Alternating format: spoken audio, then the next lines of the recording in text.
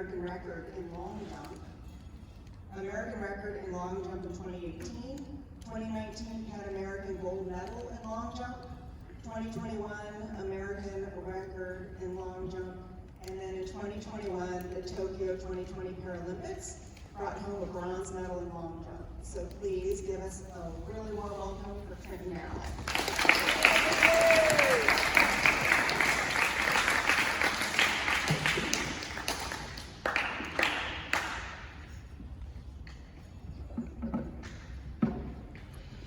Is this my working?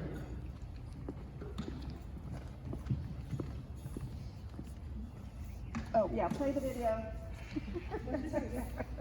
Sorry. The U.S. Paralympic team. I always wanted to be a professional athlete, and I lost my foot when I was 14 years old. And when I saw that my dreams were still possible, I wanted to work my way up to be one of the best in the world. I made my first Paralympic team in 2016. In Rio, I broke the American Paralympic long jump record. Challenge Athletes Foundation has helped me a lot. They helped me get a leg. They helped me financially afford to go to nationals to make my Tokyo team. It's been a huge blessing. I've got my sight set on the world record at 8.47 meters. I'm a man on a mission. I'm trying to win. I'm trying to get this. I'm going to be focused. I'll be in my zone. I want to be an example for all the people that maybe felt like their dreams are too far. I want to be something that they can look up to and be like, he did it, why can't I? All right, cool. Let me get a feel for the room. Where's my track and field athletes at? All right, okay, there's a lot of you. What about my long jumpers? Who's the jumpers? All right, cool, we got a good group. Let's go. We got some baseball players in here. What else we got in here? Yeah, baseball?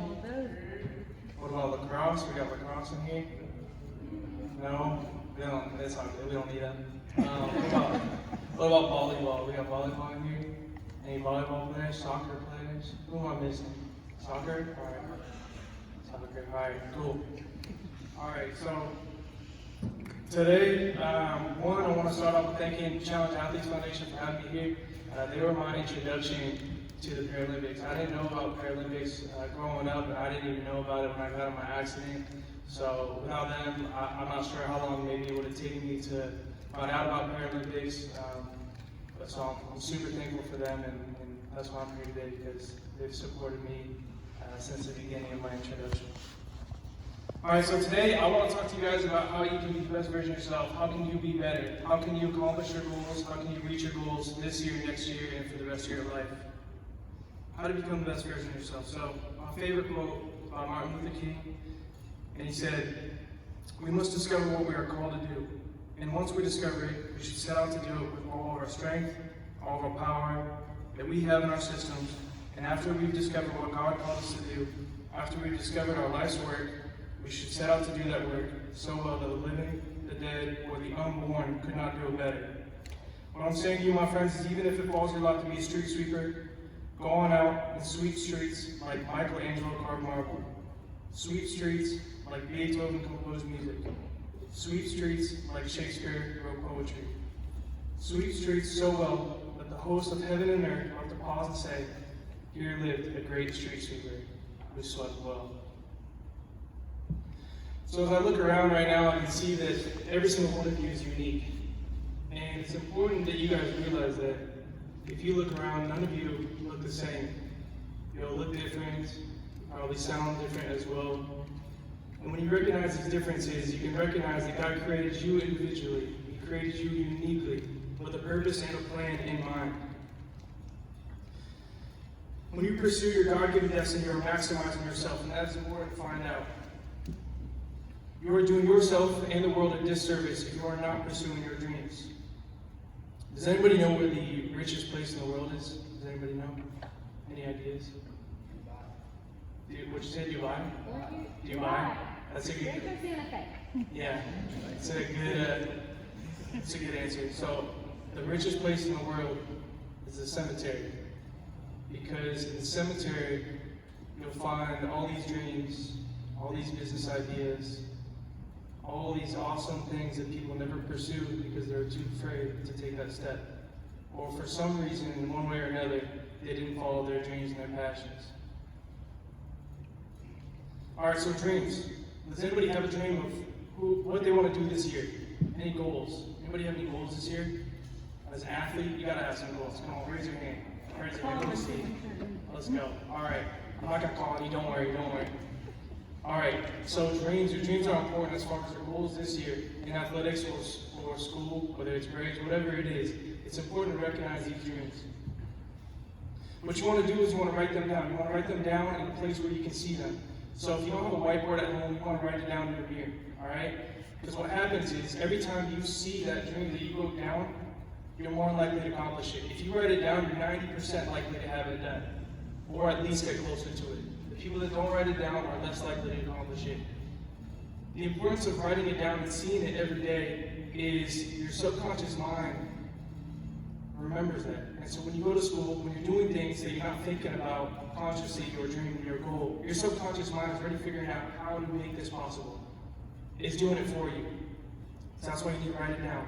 Whether it's a money goal, if you have a money goal, whether you want to drive a certain car, you want to live in a certain house, you want to go to a certain school, keep on school, whatever it is, you want to get a certain score on the SATs. Write these things down. The other thing is your passion. Your passion is what fuels your dreams. It's the things that you're excited about. It's the things that take you to that next level. Your passion inside of you allows you to push through the hard times. The other thing is your purpose. What's your purpose? Why were you created? Why are you different than everybody else? Why do you have these passions? Why do you have these dreams? Well, you find your purpose when you identify your dreams and your passions. Your purpose is identified in that arena. And when your passion and your dreams, they align, that's God telling you where He's trying to take you. That's your God right there. That purpose is your arena. That's where God wants to use you. And no one could do this dream or this purpose better than you can. There may be people better looking than you. There may be people that communicate better than you. There may be people smarter than you, more athletic than you. But God created you uniquely with a purpose. The mere fact that you all look different and sound different, and even if you have the same dream and passion, that means that God wants to use you possibly in that same arena, but for a different purpose, because you have a different impact than that other person. All right, so when I was growing up, I wanted to be a professional athlete. I remember watching the commercials of Michael Jordan, like on the Gatorade commercial, the one that says like, anything you can do, I can do better. Anything you can do, I can do better than you. And they go back and forth like, no you can't, yes I can, no you can't. I remember seeing that at a young age, like 3rd grade, I'm like, that's gonna be me one day. That's gonna be me. I knew at a young age that I wanted to be a professional athlete. So fast forward now, I'm a freshman in high school, and I'm playing JV and varsity soccer, and I'm just starting to play volleyball. I'm racing motocross on the weekends, having the time of my life. My best friend and I, on the spring break, we decided to go from my house to his house. And so we get to his street in the Sale Christina, and we look both ways. We don't see any cars coming. The center median is bushes that come up, the trees that come down, and the cars go both ways. We didn't see any cars coming, so we start crossing. Right as we get into that next lane, boom, we get hit by this car. I thought it was a crazy dream. I remember seeing this flash of this white BMW. And I remember waking up on the side of the road thinking, I just had the craziest dream. I gotta go tell my friend Scott, and I look over, and my friend Scott is screaming. His face is bloody, blood's coming out of his mouth. What happened was Scott had hit his face on the windshield, he broke his back and chipped his pelvis and punctured his lungs. He was in critical condition. He had to take the ambulance ASAP. So I was in and out of consciousness, and I remember waking up and feeling like my foot is numb. And my helmet broke off, and I looked down at my foot, and my shoe was gone. I don't know where my shoe went. But I saw that my foot was swollen. And when I put it back down, I had this crazy numb feeling. Like, okay, this is my first broken bone. Like, all right, I definitely broke my foot. So I grabbed my cell phone, I called my dad, and I said, hey Dad, I got hit by a car, you need to come to Scott's house. He said, okay, I'll be there. So Scott took the first ambulance, I took the second ambulance, and then I was in the hospital. I was in the hospital for a month and a half total. At a month, Scott was released, he was good, he went home. About a month and a half, I was still in there, and we had the UCLA med staff, working on my foot. They had a wound vac, which sucks out the blood. It's super painful. They suck out the blood, they try to recirculate it so you get more circulation to your toes.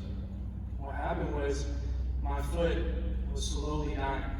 My toes were turning black, and I wasn't getting any circulation. So the doctor comes in one day, he says, hey Trenten, I need to perform a test on your foot. I was like, okay. He's like, I'm gonna take this pencil right here, and he showed me the pencil, and he says, I'm gonna drag this on the bottom of your foot. I just want you to tell me if you can feel it. I was like, all right. So he does the test. I was like, no, I didn't feel anything. And he was like, Trenten, I didn't use a pencil. I used a scalpel. So many of you know that a scalpel is a small, sharp knife. He looks at my mom with this facial expression of concern. And he says, hey Denise, can I take you outside and talk to you? So he takes my mom outside the hospital. And I remember laying there, now I'm alone. And I'm looking through that hospital door, that little rectangle window, and I see my mom just crying. She's just crying. And that's when I realized that I wasn't gonna have a cast on my foot, and it wasn't just a broken bone. They had to amputate my foot. So immediately, my whole world just turned upside down. I didn't think that being a professional athlete was possible anymore. I didn't know if I could walk again. I didn't know if I could play sports again. I didn't even know if girls would want to date me again. All these things are going through my mind. I'm crying. My friend's mom, she comes in, and she starts praying over me. And when she was praying over me, all of a sudden I felt the Holy Spirit come over me. And I felt this overwhelming peace. And I remember hearing God's voice, and he said, I got great news for you. So I wiped my tears. I was like, all right, God, I needed to hear that, man. I needed that. So I'm super vulnerable right now. I had no hope. I don't know what my future is going to have. So I listened to that word, and I held on to that because that's all I needed. And when the doctor came back in, I was like, let's go through with it, doc. Like, let's go ahead and amputate it. So we amputated it shortly after. When I left the hospital, about 3 months later, my swelling decreased in my limb, and I got my first prosthetic foot. And then I just told my mom, I want to get back in sports. I just want to go play with my friends. I just want to go back to high school and play sports again. See, the thing was, even though my dreams of being a professional athlete, I didn't think were possible anymore, my passion didn't change. That's inside. You can't change that. Inside, I was still a champion. I was still competitive. And so when I went back to sports, and I started training again, like on the volleyball team and wrestling and stuff, I realized that I'm still better than a lot of these other kids. And that encouraged me. So I got motivated. I kept training harder and harder. Eventually, when I transferred schools to start wrestling, I didn't start wrestling until my senior year. But for me, I realized that one, I'm at a disadvantage because all these other kids have been wrestling all high school. And two, I'm a prosthetic. So what I decided was I'm going to work out twice as hard as every one of them. So I wake up before 0 period and I would do P90X. I would go to school, I'd work out with the wrestling team, I would weightlift with the wrestling team, come home, and I'd weightlift again. And I got better and better and better, and I started wrestling JV and varsity that year. After that year though, sports work was over. I'm in community college, I'm like, okay, cool, like sports is gone, it's done, I'm just partying, I'm having fun with my friends, and I have no direction. I don't know what I want to study, I don't know where I want to go to school, I'm just having fun right now. And then one day, the guy that's making my prosthetics, he says, hey Trent, I want to take you to this Challenge Athletes Foundation running thing. And I was like, nah, I don't want to go. And he's like, come on man, please. So he ends up talking me into going. I go to the Challenge Athletes Foundation running clinic, and I'm in this group of people that are just learning how to run and walk, and this coach comes up to me.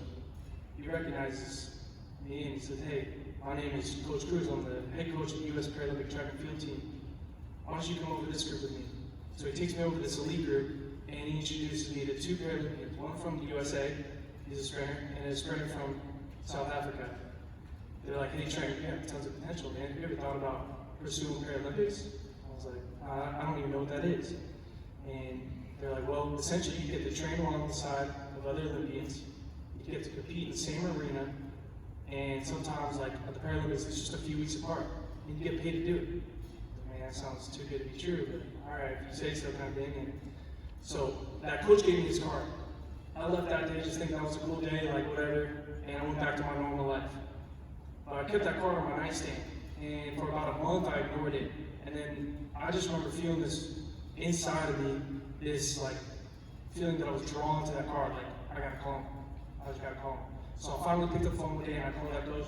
He said, hey Trey, I've been waiting for you to call. He's like, why don't you come down to Olympic Training Center in Chula Vista?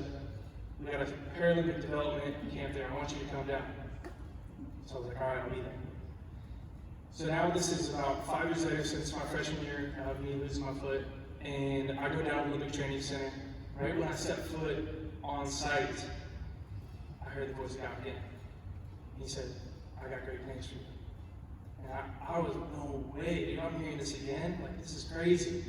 So I was getting amped. I put my headphones in, and I started jogging all around the place. I felt like Rocky Balboa. Like I was shadow boxing, I was doing stadiums at night.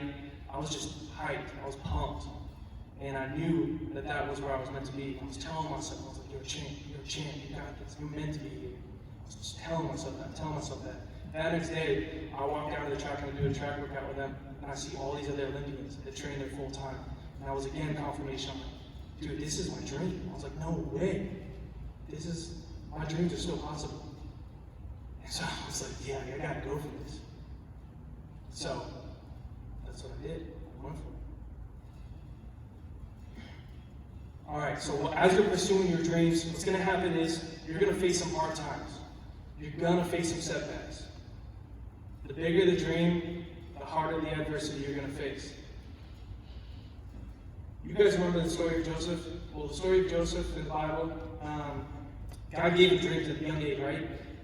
But by the time he was 17, what happened was his family betrayed him. They sold him into slavery.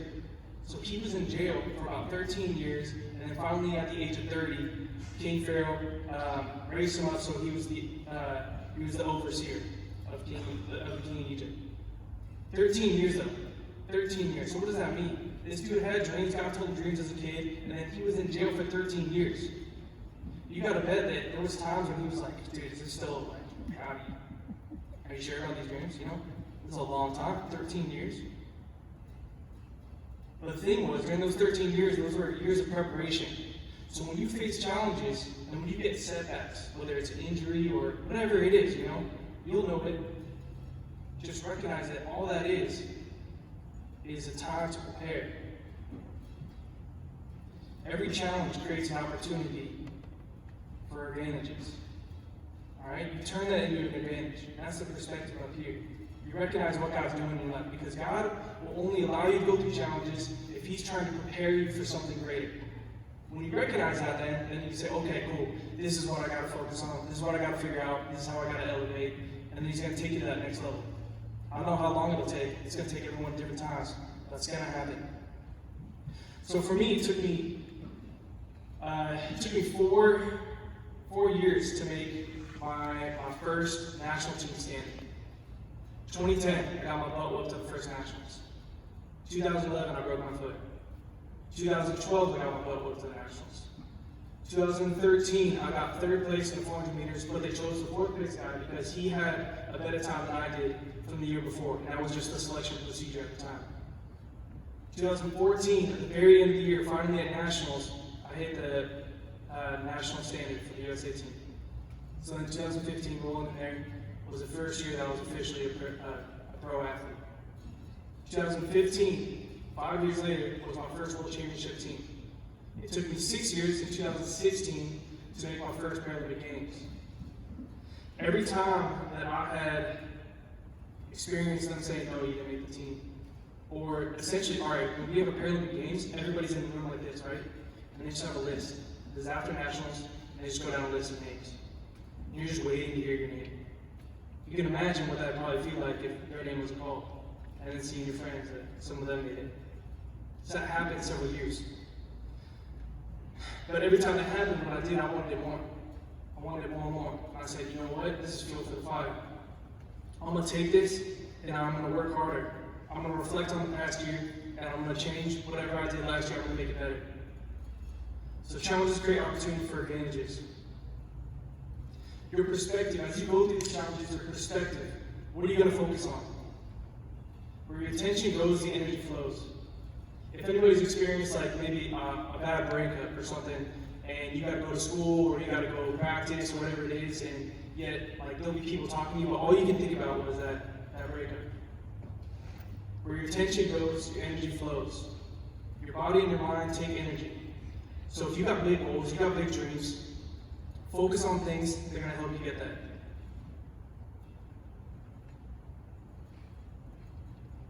When I was told no each year, I would look back at that year and say, what can I do better? How can I work harder? How can I work smarter? And so I would change things.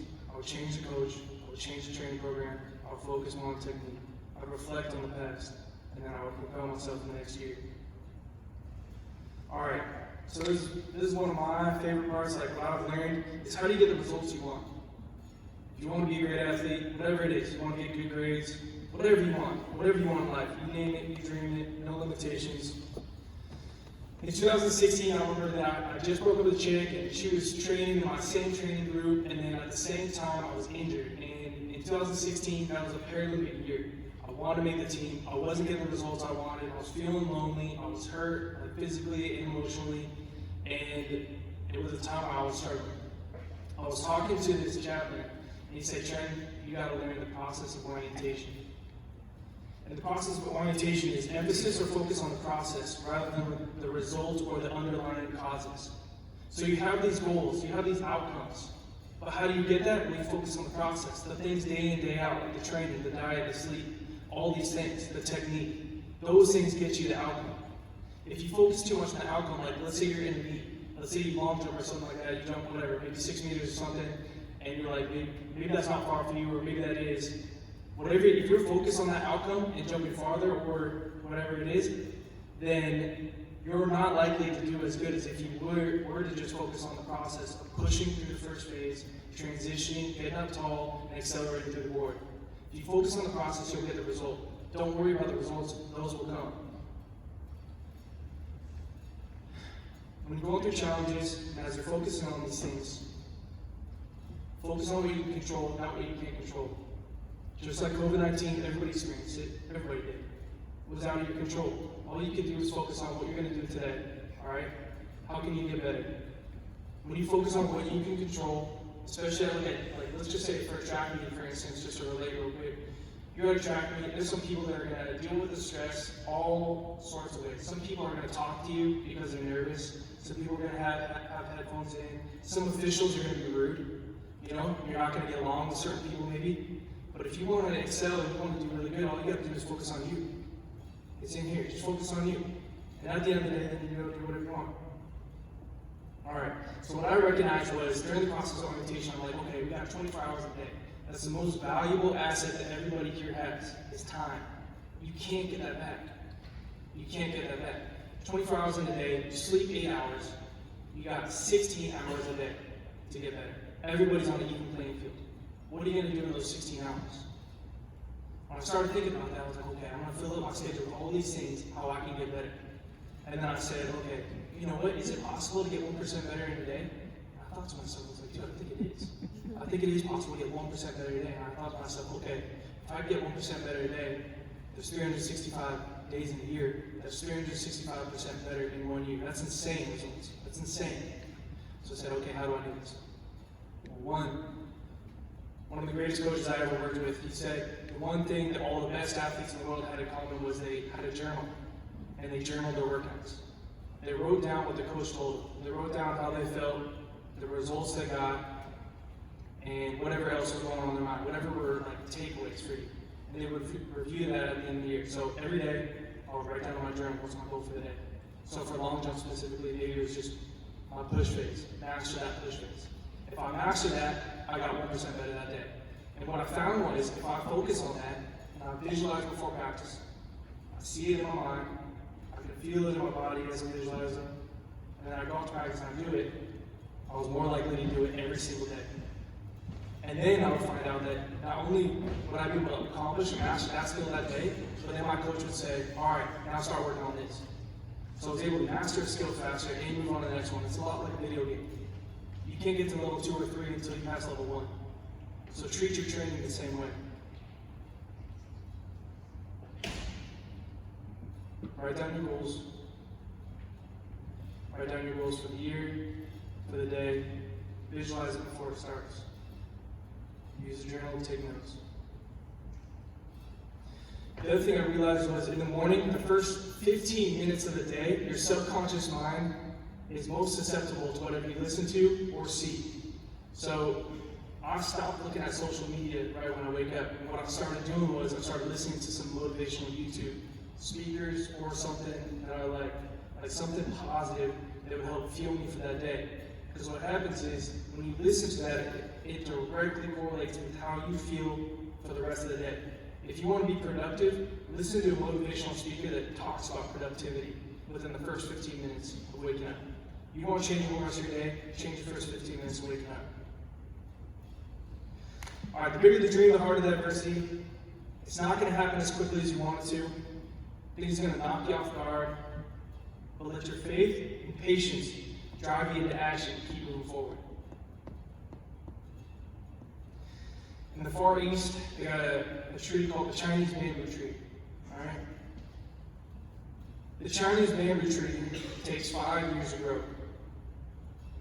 In the process, the farmer has to water and fertilize the soil every single day. And the Chinese bamboo tree doesn't even break the ground until the 5th year. Once it breaks through the ground, in 5 weeks, it grows over 90 feet tall.